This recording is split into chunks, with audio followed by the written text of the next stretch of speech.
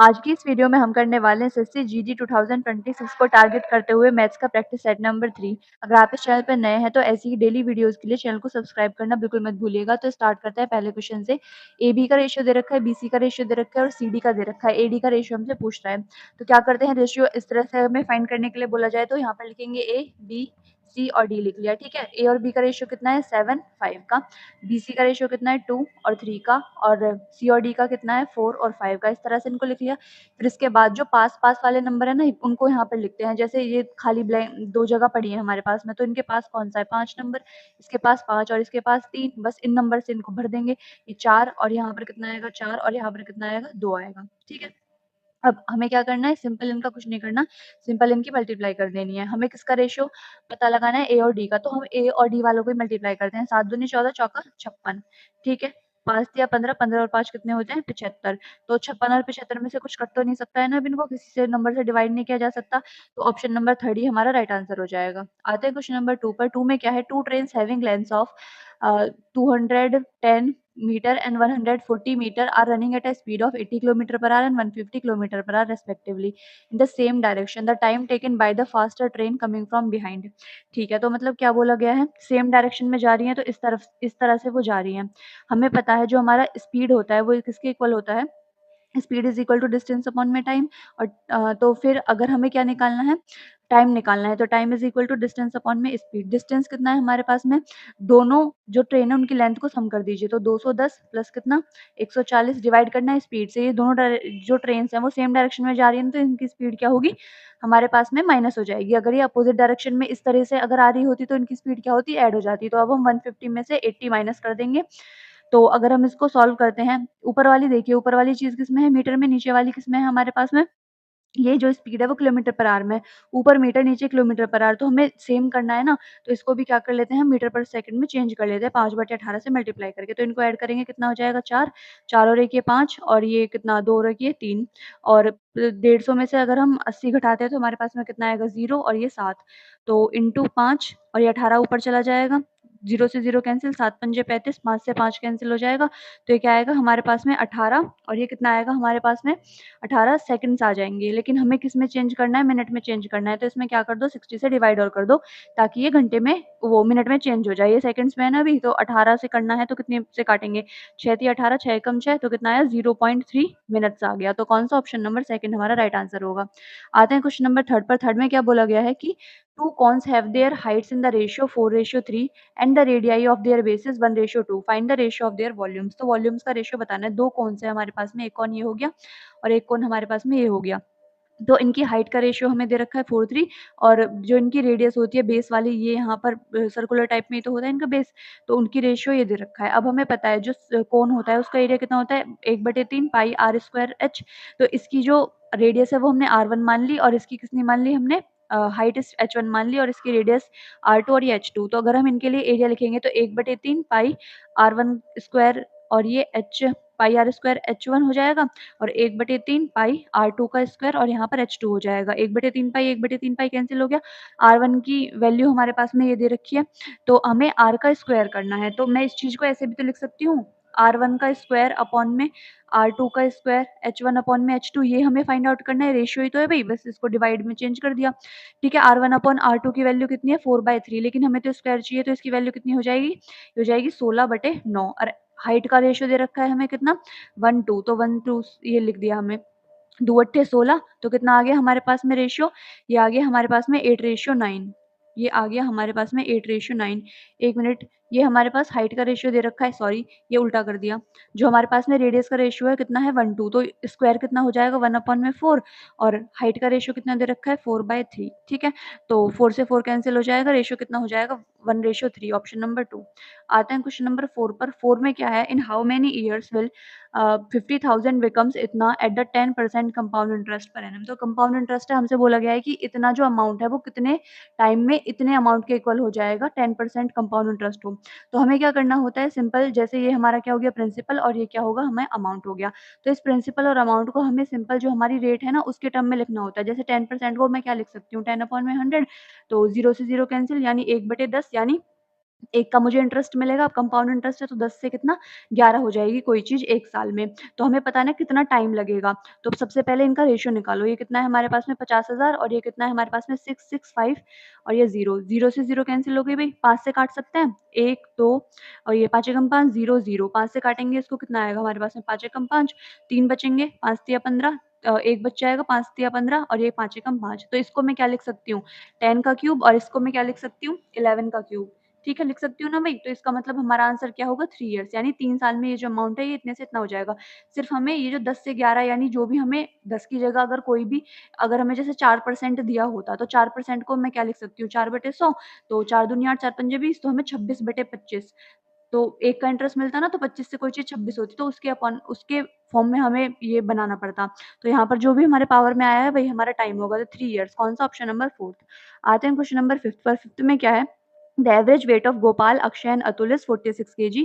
If the average weight of Gopal and Akshay भी इतना and that of Akshay and Atul भी इतना, the weight of Akshay, Akshay का weight हमें find out करना है तो गोपाल प्लस अक्षय प्लस अतुल, अतुल का इनका मैं सम लिख सकती हूँ 46 इंटू 3 किसके एवरेज बताया किसके इक्वल होता है सम अपॉन में नंबर के तो एवरेज इनका दे रखा है 46 नंबर कितना है 3 तो बस इनका सम निकाल लिया मैंने। तो इनका जो सम आएगा वो कितना आएगा 3 छिंग 18 1 3 चौक 12 और 1 ये कितना 13 138 केजी आ गया। अगर मैं सम लिखूँ गोपाल और अक्षय के वेट का तो कितना आएगा हमारे पास में 40 इंटू यहाँ पर 2 से मल्टीप्लाई करनी पड़ेगी कितना आएगा 80 केजी। फिर ये हमारे पास में अक्षय है और ये हमारे पास में अतुल है। अगर मैं इनके एज का सम निकलना चाहूँ एज का नहीं सॉरी वेट का सम निकलना चाहूँ तो कितना होगा 45 इंटू 2 यानी 90 केजी। ठीक है, हमसे पूछा किसका वेट है अक्षय का। अक्षय का वेट हम कब निकाल सकते हैं जब हमें अतुल का वेट पता हो उससे 90 में माइनस कर देंगे। अब अतुल का वेट हम कैसे फाइंड आउट करेंगे? अगर हम ये जो गोपाल है और अक्षय के वेट का सम यहाँ पर रख दें तो हमें अतुल का वेट मिल जाएगा, बिल्कुल मिल जाएगा। तो 138 में से 80 माइनस कर दो कितना आएगा 8 में से 0 जाएगा 8 13 में से 8 जाएगा 5 कितना है 58 केजी। बस ये जो अतुल का वेट 58 केजी आया इसे 90 में से माइनस कर दो। करते हैं तो 10 में से 8 जाएगा 2 8 में से 5 जाएगा 3 कितना आया हमारे पास में 32 केजी। तो ऑप्शन नंबर 3 हमारा राइट आंसर हो जाएगा। अब आते हैं क्वेश्चन नंबर 6 पर। A cylinder and a hemisphere have the same radius their combined height is 30 centimetre. If the cylinder and hemisphere have equal volumes है उनके फाइंड द रेडियस। तो देखो सिलेंडर का वॉल्यूम कितना होता है हमारे पास में पाई आर स्क्वायर एच और हेमिस्फीयर का कितना होता है 2/3 पाई आर क्यूब। तो हमें इनको इक्वल करना है। अब रेडियस तो इनकी सेम दे दी लेकिन हाइट चाहिए हमें सिलेंडर की और इसमें कंबाइंड हेल्थ हाइट बोल रखी है हमारे पास 30 सेंटीमीटर यानी कि सिलेंडर की और हेमिस्फीयर की दोनों की हाइट मिला के कितनी है 30 सेंटीमीटर है। अब आप एक बात बताओ जो भी हमारा हेमिस्फीयर होगा वो एक सर्कल से निकला है, सर्कल से निकला है मानो ये इस सर्कल की क्या हो गई रेडियस हो गई। जब मैंने इससे एक हेमिस्फीयर काटा तो इस टाइप से बनाया, ठीक है। तो आप देख सकते हैं जो भी हेमिस्फीयर की लेंथ है अर्धगोले की लेंथ है वो कितनी है हमारे पास में उसकी रेडियस ही तो है उसकी हाइट। ठीक है, तो क्या मैं लिख सकती हूँ जो सिलेंडर की हाइट होगी वो क्या होगी 30 माइनस कितनी आर होगी होगी बिल्कुल क्योंकि इसमें से बस कंबाइंड हेल्थ दे रखी है तो अगर हम सिलेंडर इसकी ये जो हमारे पास में हेमिस्फीयर है इसकी लेंथ घटा देंगे तो हमें सिलेंडर की मिल जाएगी। अब रखते हैं इनका वॉल्यूम इक्वल है तो पाई आर स्क्वायर एच मैं लिख सकती हूँ 2/3 पाई आर क्यूब के इक्वल। ठीक है, पाई से पाई कैंसिल हो गया और 2 आर और यहाँ पर 2 आर कैंसिल हो जाएंगी 1 आर बच जाएगा तो h इज इक्वल टू कितना 2/3 आर बचेगा। अब हाइट इज इक्वल टू कितनी हो जाएगी सिलेंडर की 30 minus R is equal to 2/3 R. बस इसको सॉल्व कर लो आपको रेडियस की वैल्यू मिल जाएगी 30 या 90 minus 3 R is equal to 2 R. तो यहाँ से कितना आएगा 90 इज इक्वल टू 5 आर और 5 से काटेंगे तो कितनी बार जाएगा 5 एकम 5 और कितना बचेगा 4 तो 5 अट्ठे 40 आर की वैल्यू कितनी आ गई 18 सेंटीमीटर। कौन सा ऑप्शन नंबर लास्ट वाला राइट आंसर है। आते हैं क्वेश्चन नंबर 7 पर what is the third proportional to 16 and 18 16 and 48। तो हमें पता है जैसे हमारे पास में दो नंबर्स हैं ए बी फटाफट रिकॉल कर लेते हैं। अगर हमें मीन प्रोपोर्शन निकालना हो तो क्या करते हैं हम अंडर रूट ए बी कर दो सिंपल और अगर हमें क्या निकालना हो थर्ड प्रोपोर्शनल तो बी स्क्वायर अपॉन ए। तो क्या होगा इनका थर्ड प्रोपोर्शनल 48 इंटू 48 अपॉन में कितना 16 तो 16 तिया 48 और 48 तिया कितने होते हैं 3 अट्ठे 24 2 3 चौक 12 और 2 कितने होते हैं हमारे पास में 14 तो 144 कौन सा ऑप्शन नंबर 1। आते हैं क्वेश्चन नंबर 8 पर the market price of an article was इतना and it was sold at a discount of 15% the discount in rate is. तो देखो डिस्काउंट बताना है रेट में कितना है। अब जो डिस्काउंट होता है वो किस पर निकाला जाता है मार्केट प्राइस पर निकाला जाता है। मार्केट प्राइस ही तो हमें दे रखा है 180 और डिस्काउंट दिया है इसका 15% यानी 180 का 15% हमें निकालना है। तो 180 का 15% निकालते हैं तो 0 से 0 कैंसिल 2 से काटते हैं तो 2 पंजे 10 और 2 से 9 बार 5 से काटते हैं 5 तिया 15 9 तिया 27 कौन सा ऑप्शन नंबर 2। आते हैं क्वेश्चन नंबर नाइन्थ में क्या है, the cost price of an camera is 75% of its selling price, then the profit percentages. तो यहाँ पर लिख लिया सीपी, यहाँ पर लिख लिया क्या, एसपी। तो प्रॉफिट परसेंटेज निकालने के लिए हमें सीपी और एसपी चाहिए होते हैं। अब इसमें बोला गया cost price of a camera is 75% of its selling price. अगर सेलिंग प्राइस हम मान लेते हैं 100 है, तो कॉस्ट प्राइस क्या होगा इसका, 75%, यानी कितना हो गया, 75 हो गया। ठीक है, तो अगर मैं इसको काटना चाहूँ 25 से 75, 25 चौका 100, परसेंटेज निकालनी है तो सिर्फ रेशियो ले सकते हैं हम। ठीक है, तो कितने का फायदा हुआ है मुझे, 1 का, कितने पर, 3 पर, तो 1/3 परसेंटेज निकालने के लिए 100 से मल्टीप्लाई, तो 1/3 इंटू 100 की वैल्यू आप जानते हैं कितनी होती है, 33 से ही 1/3%। कौन सा, ऑप्शन नंबर 1। आते हैं क्वेश्चन नंबर 10 पर। 10 में बोला गया sum of money doubles itself in 10 years on compound interest, then in how many more years on the compound interest, then in how many more years will it become 16 times of itself the compound rate of interest। तो बोला गया है doubles itself, यानी पहले अगर वो 1 था तो वो डबल हो चुका है कितने साल में, 10 साल में। तो इंटरेस्ट कितने का मिला है मुझे इन 10 सालों में, 1 यूनिट का। ठीक है, फिर बोल रहा है then how many more years on compound interest, 16 मतलब 16 टाइम बनाना है, तो 1 है तो 16 टाइम कितने साल में बनेगा, कितने साल में बनेगा, तो इंटरेस्ट मुझे कितने मिला, 15 का मिला। अब इस 2 को मैं क्या लिख सकती हूँ, 2 को मैं लिख सकती हूँ 2 की पावर कितना, 2 दूनी 4 दूनी 8, देखो 2 दूनी 4 दूनी 8 दूनी 16, तो कितना लिख सकती हूँ मैं, 2 की पावर 4 लिख सकती हूँ, बिल्कुल लिख सकती हूँ।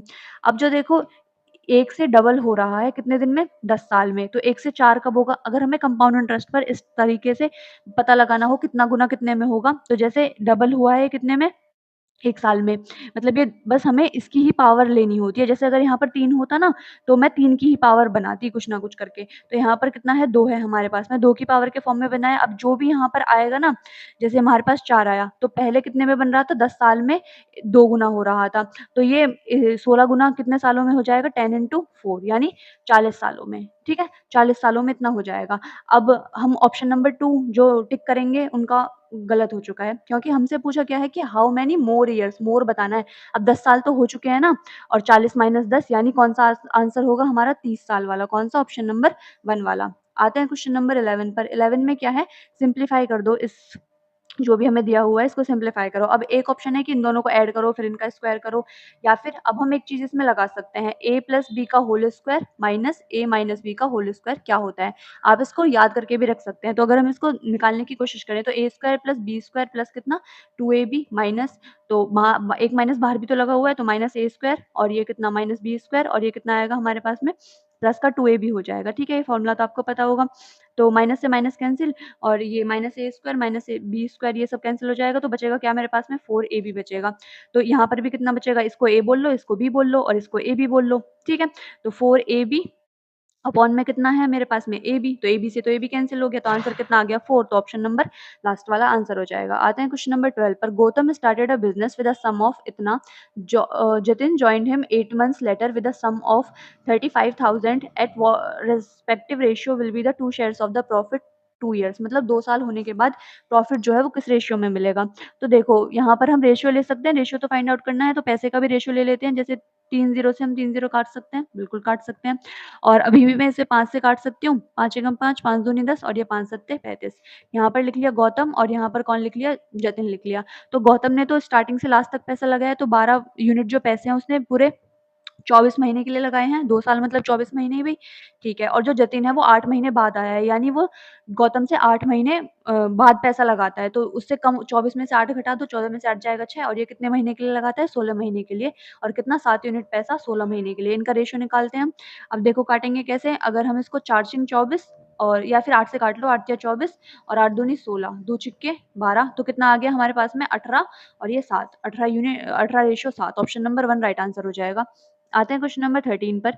Ritu and Mona can finish painting a house together in 18 days. Ritu alone would take 27 days to finish the paintings. How long will it take Mona to finish the painting on her own? तो मोना को अकेले painting पूरी बनाने में कितना time लगेगा। तो देखो रितु प्लस मोना कितना दिन लगता है उनको, 18 दिन, और जो रितु है उसको कितने दिन लगते हैं अकेले, तो ये 27 दिन। तो हम इनका एलसीएम निकालते हैं, इनका एलसीएम क्या होगा, इनका टोटल वर्क तो कितना आएगा, इनका एलसीएम 54, 18 तिया 54, 27 दूनी 54। ऋतु की अकेले की एफिशिएंसी कितनी है, 2 यूनिट, और इसकी कितनी है, ऋतु प्लस मोना की 3 है। तो मैं बोल सकती हूँ कि अगर इन 3 में से मैं 2 घटा दूँ तो मुझे मोना की एफिशिएंसी मिल जाएगी, कितनी आएगी, 1 आ जाएगी। अब बताना है मोना अकेले कितने दिन में बनाएगी, तो कितना काम है 54, उसकी एफिशिएंसी कितनी है 1, तो इससे डिवाइड कर दिया हमने, सिंपल कितना आ गया हमारे पास में 54 डेज़। कौन सा ऑप्शन नंबर 4 वाला राइट आंसर हो जाएगा। आते हैं क्वेश्चन नंबर 14 में। 14 में क्या है कि the average monthly sales of Q, average निकालना है। क्या होता है average is equal to sum upon में नंबर, तो सम करो और नंबर से डिवाइड करो। किसकी बतानी है क्यू की, तो 65 और ये 68 और ये 62 और 64 को सिंपल ऐड कर लो। 65 68 62 और ये 64 ऐड करेंगे तो 8 2 10 10 4 14, 14 5 कितने हो जाएंगे 19, 1 6 और दूनी 12, 6 3 18, 6 चौक 24 और 1 कितना 25। 259 को किससे डिवाइड करेंगे 1 2 3 4, 4 महीने हैं तो 4 से डिवाइड कर दिया, 4 छिंग 24 और कितने बचेंगे मेरे पास में 1 बचेगा, तो 4 चौक कितने 16 और फिर कितने बचेंगे हमारे पास में 3, तो 4 सत्ते 28 और ये 5। ठीक है, तो 64.75 कौन सा option number second right answer हो जाएगा। अब आते हैं क्वेश्चन नंबर 15 पर। A builder has 100 metre of fencing wire, he can use this wire to enclose a circular garden और a square garden. If he wants to maximise the enclosed area, what is the approximate ratio of the area of the largest possible circular garden to the area of the largest possible square garden. तो मतलब बोला गया है कि एक builder है, उसके पास कितने 100 मीटर की लेंथ का एक वायर है। अब वो चाहे तो उससे एक सर्कुलर गार्डन बना सकता है, अब वो चाहे तो उससे एक स्क्वायर गार्डन बना सकता है। ठीक है, अगर वो एक सर्कुलर गार्डन बनाता है तो इसकी जो सर्कमफेरेंस होगी वो इसी के तो इक्वल होगी 100 मीटर के, यानी इसी 100 मीटर से बनाया गया, तो मैं लिख सकती हूँ 2 पाई आर किसके इक्वल होगा 100 मीटर के, बिल्कुल। तो आर इज इक्वल टू किसके इक्वल होगा 100 अपॉन में 2 पाई के। तो 2 से अगर मैं काटती हूँ 2 पंजे 10 और ये 0, तो आर इज इक्वल टू कितना आ गया मेरे पास में 50 पाई। अगर हम इसी वायर से एक सर्कुलर गार्डन बना सकते हैं, तो अगर सर्कुलर गार्डन बना सकते हैं तो ये इसका जो पूरा जो स्क्वायर बनेगा वो किससे होगा हमारा, ये 100 मीटर से होगा, तो स्क्वायर का पैरामीटर कितना होता है 4 है, तो 4 इज इक्वल टू किसका होगा 100 के इक्वल। तो ए किसके इक्वल हो जाएगा 4 दूनी 8 और ये 4 पंजे 20, यानी किसके इक्वल हो जाएगा 25 के इक्वल।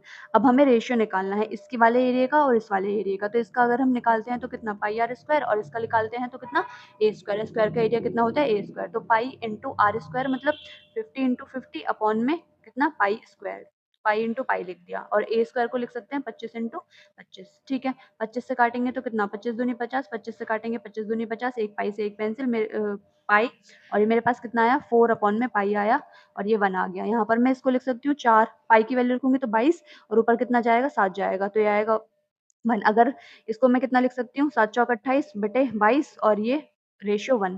अगर मैं इसको सॉल्व करती हूँ 22 से 28 को डिवाइड करती हूँ तो कितना आएगा मेरे पास में, यहाँ मैंने 28 लिख लिया 22 लिख लिया, 22 से कम 22 और ये कितना बचेगा 6, पॉइंट लगाएंगे तो 0 लगाना पड़ेगा, और कितना आएगा मेरे पास में 8 में से 2 जाएगा तो 6 बचेगा, 22 दूनी 44, 22 या 66 ज़्यादा हो जाएंगे, तो 22 दूनी 44 यानी 1.2 के समथिंग कुछ आएगा। तो कौन सा एक ही ऑप्शन दिख रहा है 1.27 रेशियो 1, ऑप्शन नंबर 2 हमारा राइट आंसर हो जाएगा। आते हैं क्वेश्चन नंबर 16 में। 16 में क्या है कि इसकी वैल्यू इवैल्यूएट कर दो। अब क्या है देखो 80% तो हम सिंपल निकाल ही लेंगे कि 80 अपॉन में 100 इंटू कितना 350, 0 से 0 कैंसिल, 0 से 0 कैंसिल, 8 की सिंपल मल्टीप्लाई करो 35 से 8 पंजे 40, 4 8 तिया 24 और 4 कितने होते हैं हमारे पास में 28, तो ये कितना आ जाएगा मेरे पास में 280 आ जाएगा। अब देखो इसको सॉल्व करना है। अब मुझे पता है 12 सही 1/2% की वैल्यू कितनी होती है 1/8, सबको पता होगा, ठीक है।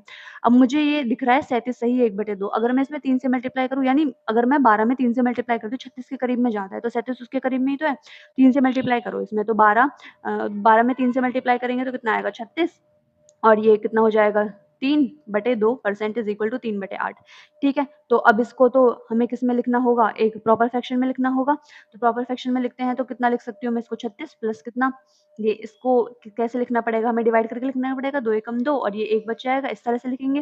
परसेंट इज इक्वल टू 3/8, तो मैं इसको लिख सकती हूँ 37 सही 1/2% इज इक्वल टू कितना 3/8, यानी इसकी वैल्यू को हम सब्स्टिट्यूट कर सकते हैं 3/8 से, तो 280 माइनस कितना 3/8 इज इक्वल टू 160 प्लस, इसको मैं सॉल्व करूंगी तो 11 अपॉन में 100 इंटू 500, 2 जीरो से 2 जीरो कैंसिल और ये 8 दूनी 16 और ये 0, तो 280 माइनस कितना 20 या 60, 11 पंजे कितना 55, तो 280 माइनस कितने हो जाएंगे, माइनस के 60 प्लस के 55 माइनस के 5 और ये कितना आएगा 275। कौन सा ऑप्शन नंबर थर्ड वाला राइट आंसर हो जाएगा। आते हैं क्वेश्चन नंबर 17 पर। 17 में है Ritu and Mona can finish a painting together in 18 days Ritu alone. अभी तो ये क्वेश्चन रिपीट हो गया जो हमने पीछा किया था, तो कौन कौन सा था इसका आंसर 54 डेज, ऑप्शन नंबर 4। आते हैं क्वेश्चन नंबर 18 पर। 18 में क्या है कि a candidate scores 25% marks and fails by 68 marks. ठीक है, अगर वो 25% स्कोर करता है ना टोटल मार्क्स के, तो वो 68 मार्क्स से फेल हो जाता है। Another candidate who secure 50% marks gets 42 marks more than the minimum required marks to pass the examination, find the maximum mark में बताना है कितने होंगे। देखो कुछ भी मैक्सिमम मार्क्स है हमारे पास में कि पेपर में इतने मार्क्स लाओगे, मतलब टोटल मार्क्स इतने हैं, जैसे 100 होते हैं कि 100 में से टोटल मार्क्स जिसमें से आ रहे हैं हमारे, वो हमारे हो गए मैक्सिमम मार्क्स, ठीक है। अब इसके किसी ने 25% लेके आया, इसमें से 25% वो लेके आया, लेकिन वो क्या हुआ, 68 नंबर से फेल हो गए, यानी अगर उसके 68 मार्क्स और आ जाते तो वो पास हो जाता, यानी पासिंग मार्क्स कितने हो गए, 25% प्लस 68, ठीक है। दूसरा कैंडिडेट जो है उसको 50% मार्क्स मिलते हैं, लेकिन वो 42 मार्क्स ज़्यादा हैं। अगर मैं उसके 50% मार्क्स में से 42 मार्क्स घटा दूँ, तो वो किसके इक्वल हो जाएगा, पासिंग मार्क्स के, ये भी इक्वल हो गया पासिंग मार्क्स के, ये भी पासिंग मार्क्स में। तो मैं बोल सकती हूँ ये दोनों एक दूसरे के इक्वल हो जाएँगे, बिल्कुल। तो 25% प्लस 68 इज़ इक्वल टू कितना, 50% माइनस 42, ठीक है। तो बस इसको सॉल्व करना है, 25% और ये उधर चला जाएगा, 68 प्लस 42 कितने हो जाएँगे हमारे पास में, 50 माइनस 25 25%, और ये कितना आएगा, 8 2 10, 1 6 4 10, और एक ये कितना हो जाएगा हमारे पास में, ये हो जाएगा 68, 8 2 10 और 1 और 6 और 4 10 हो जाएँगे, 10 और 1 ये कितना, 11 इज़ इक्वल टू 25%।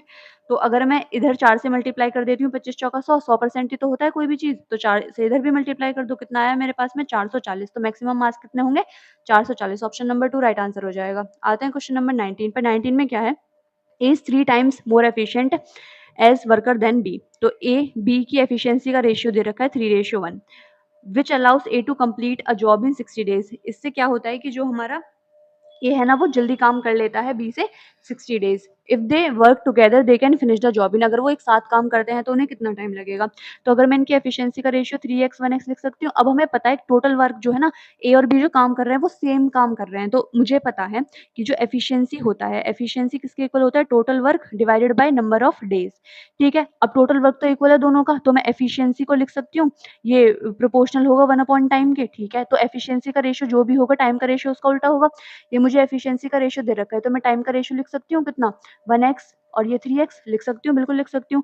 अब बोला गया है इनका डिफरेंस कितना है, 60 डेज, यानी इनका डिफरेंस कितना है, 2x, यानी ये जो 60 किसकी वैल्यू हो गई मेरे पास में, 2x की वैल्यू हो गई।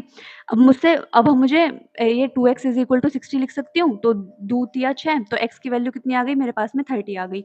तो एक काम करने को a को कितना लगता है भई, 1x, 1x मतलब 30, और b को कितने लगता है, 3x, 3x मतलब 90 दिन। अब मुझे डेज़ पता लग सकते हैं कि उन्हें अकेला काम करने में कितना टाइम लगता है। अगर मुझे a को कितना लगता है 30 डेज़, b को कितना लगता है 90 डेज़।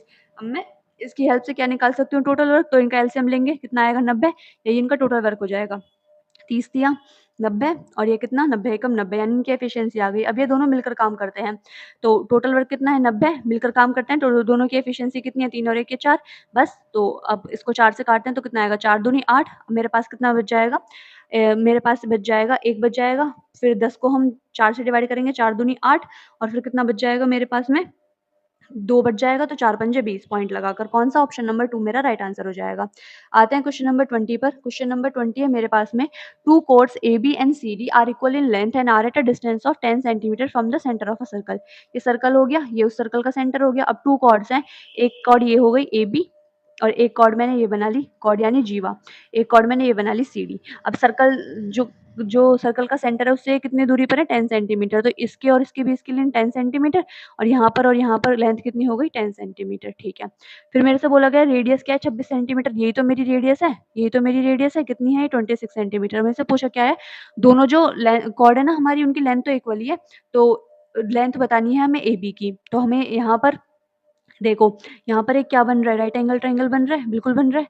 तो यहाँ से अगर इसकी वैल्यू 26 दे रखी है, इसकी वैल्यू 10 दे रखी है, तो हम यहाँ पर आधार की वैल्यू निकाल सकते हैं, बिल्कुल।